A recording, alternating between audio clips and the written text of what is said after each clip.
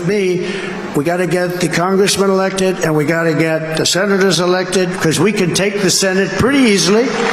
And I think with our little secret, we're going to do really well with the House, right? Our little secret is having a big impact. He and I have a secret. We'll tell you what it is when the race is over.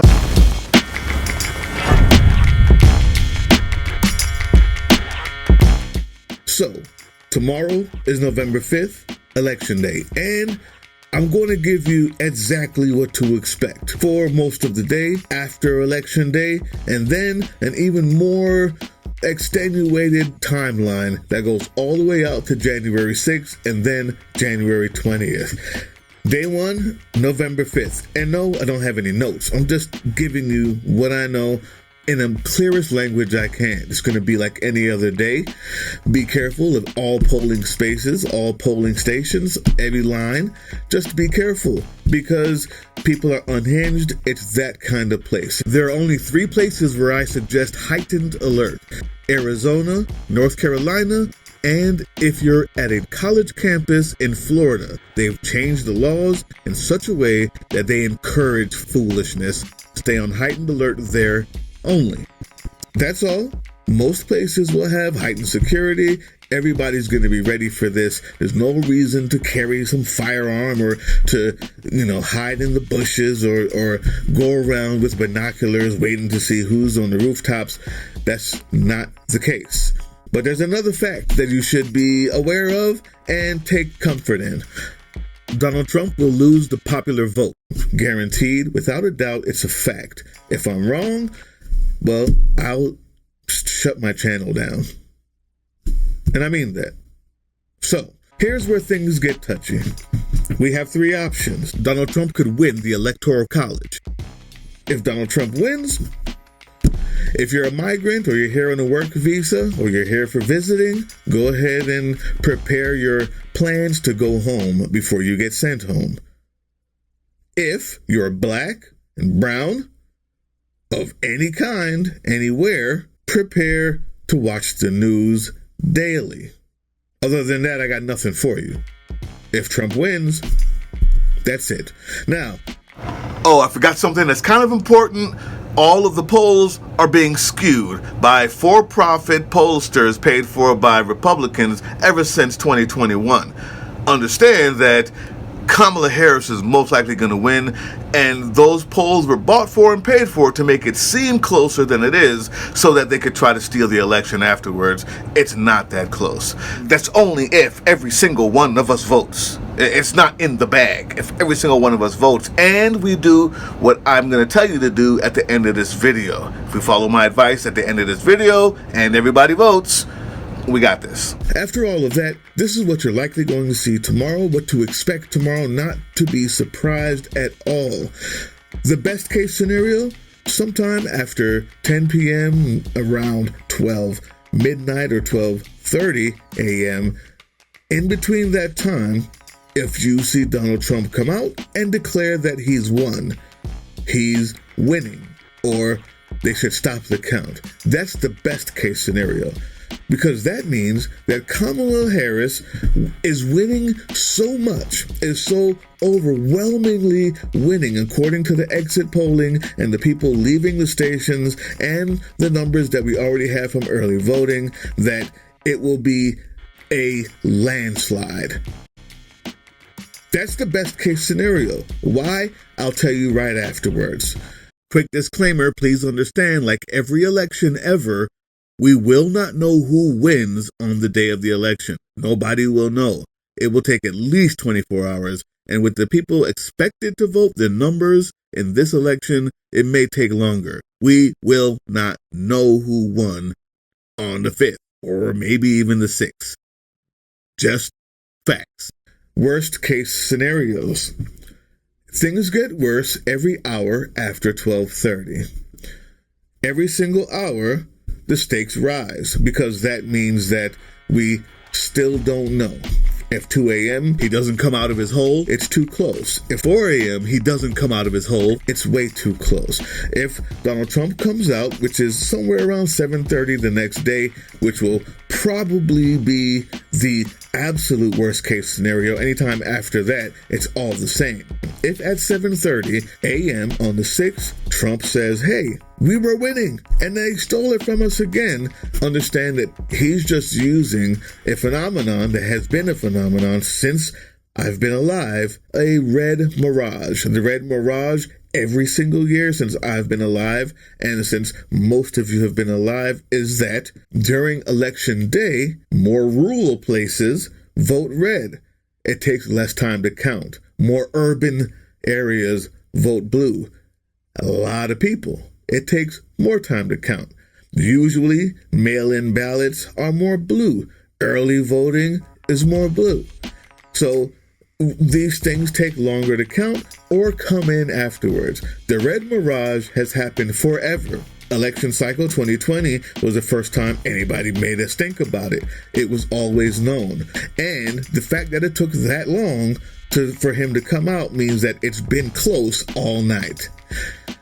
Why is that the worst case scenario?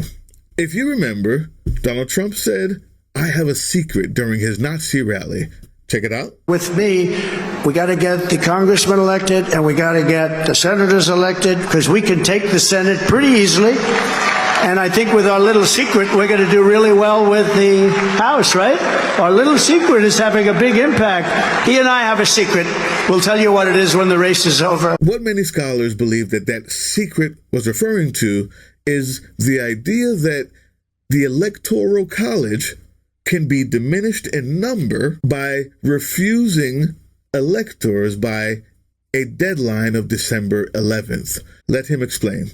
The 12th Amendment is where you get to these contingent election scenarios. What the 12th Amendment says is that the winner of the presidency is determined by whoever has a majority of the electoral votes among the electors appointed, right? And that's the key phrase. But that's not the secret. The secret is that if you decrease the number of electors appointed, right? The math is simple, that the majority of electoral votes that you need also goes down. So in a very simple case where we think it is you need 270 electoral votes to win if there are 538 total electors. But if you take that number down to, say, 528 electors, well, then all of a sudden you only need 264 electoral votes to win, right? And you can do that. You can decrease the number of electors appointed if you prevent, delay, obfuscate the ability of any particular state to certify its elections and send electors to Congress by the statutorily required deadline of December 11th. And so, Amy, I think that's where this whole game is going to be played by Trump and Johnson. They're going to try to prevent states from submitting, states that Harris wins, from submitting valid slates of electors by the December 11th deadline. Okay, so the reason why the worst case scenario is that if it's that close, he comes out at 7:30 to declare that he's won instead of earlier that night, 12 midnight, somewhere between 10 p.m. and 12, is because if it's that close, you have reason in many states to not send electors, to recount and to delay. The more you delay, the more you have a chance of not sending that in before the December 11th deadline. If that does happen, we have a constitutional crisis on our hands, and it is likely, unless we have intervention by Joe Biden in a secret that we don't know about yet, Trump will still become the president. Understand what I just said is true, not hyperbole. It can happen. There's another part of that secret, or another scholarship that's being believed. If on January 6th, Mike Johnson is still the Speaker of the House, then they will just not certify, send it to the courts. The courts will give us a contingent election. Election contingency is when the House votes for the presidency. If you do not get to a majority among the electors appointed, then you kick it to the House, and that's where you have the contingent election, where, importantly, the House votes based on its own state delegation. So basically, every state gets one vote. Currently, there are 26 delegations that are Republican, 24 Democrat, so Trump would win in that contingent election of the House. If that happens on January 6th, legally, the Supreme Court will send it for a contingency election and Trump will win, even though he will have lost the popular vote for the third time. That's a fact. It's legal. If you think it can't be done, I bring you back to 2000. Al Gore lost through the Supreme Court. Ever since the Supreme Court's controversial ruling in the 2000 election, that Bush v. Gore case, the possibility that the justice might once again play a key role in deciding a presidential race has loomed over our politics. To be sure, it is, we think, an unlikely scenario this year. But a wave of lawsuits headed towards the court, some of which already reached the court, raises at least the chance that the justices could play an influential role in 2024. Congress explicitly gave the Supreme Court the final word in disputes over the electoral vote count in an effort to avoid a repeat of January 6th. If a state were to refuse to certify its results, or if more than 1/5 of members of Congress later object to a candidate's electors, the justices would render a decision in what would be an echo of Bush v. Gore. Do you understand? George Bush's brother was the head of Florida, so they ended up recounting and recounting so many times and disputing when Al Gore won in Florida. It went to the Supreme Court, and so the Supreme Court just decided it would be Bush. So if you think it can't happen, I like to remind you that it did already. Vote blue because we have to change the House of Republicans from Republican to the House of Representatives. Freudian slip. Yeah, it's the House of Republicans right now. And the way it works is, on the 3rd, those people who are sworn in, if Democrats have one more person than they do, the Democratic majority, Hakeem Jeffries, will be the person to certify the elections on the 6th. And we have nothing more to worry about. That's how you win. Lastly, the overview. Expect raucousness between the 6th of November all the way to the 3rd. No matter what happens. Best case scenario, Donald Trump says he won at 10 o'clock p.m. That means it was so overwhelming that there's no way that they'll even be able to do any of the shenanigans that I just talked about.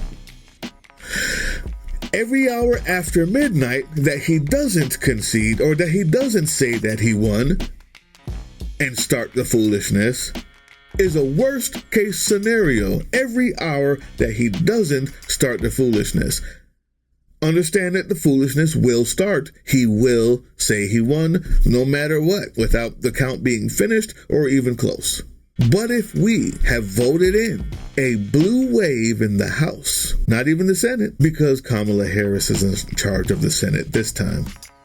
But if we vote in a blue wave in the House, if you take responsibility for 3 people right now, send them this or tell them this, if they were planning on voting, to make sure they go all the way down the ticket for the House of Representatives person that they need to be voting for. On the 3rd, it ends. If we have a blue wave in the House of Representatives on the 3rd of January, it ends. Our national nightmare is over. Period. Violence will happen on the 6th till the 11th of December. Again, the longer it takes for him to start the violence is the worst case scenario. It gets worse every hour after 12 because that means it's too close. And on December 11th, if it turns out that it was so close that it gives cover for 3 or 4 states to say that they couldn't send in the electors, they're still recounting and going to the court system. By December 11th, if they're not in, Mike Johnson will, most definitely, lower the number of electors, which will lower the threshold for who wins and Trump will very likely become the president no matter what. So we're voting. We're voting overwhelmingly. And that's not enough. You're taking control. You're taking charge, responsibility for 3 phone calls today to remind people that they need to vote blue for their House of Representatives. They need to vote blue, or they need to take responsibility for 3 other people. Say everybody you know has already voted, then you call them and you can at least tell them what you learned here today. That we need to make sure the House turns blue on the 3rd so that we have no shenanigans on the 6th. You can do it. You can do it. Spread the word. Tell them what you just learned here today. Let them know what to expect so they're not worried or they're not surprised when Trump says that he won sometime between 10 and 12 midnight. As a matter of fact, if that happens, they'll be happy because that means that they now, thanks to you, have learned that that's the best case scenario. They'll also know that if they go to sleep and wake up and then Trump says it, that that's the worst case scenario, and they should be ready for that as well. That's what's going to happen tomorrow. That's the outlook all the way to the 6th. And on the 20th, Trump will take stage, swear on the Bible, and you need to find a way out of here if you're a migrant, if you're here on a work visa, if you're here on a green card. At least make plans so that if it happens, you know you have somewhere to go. If not, it'll be a peaceful transfer of power for Kamala Harris. And we can begin the healing. Our national nightmare will be over. Share this. Copy and paste the link right at the top of the URL. Put it in your Facebook and your Instagram. Share it in the email. Press like, press subscribe. I'm happy to have been with you on this journey.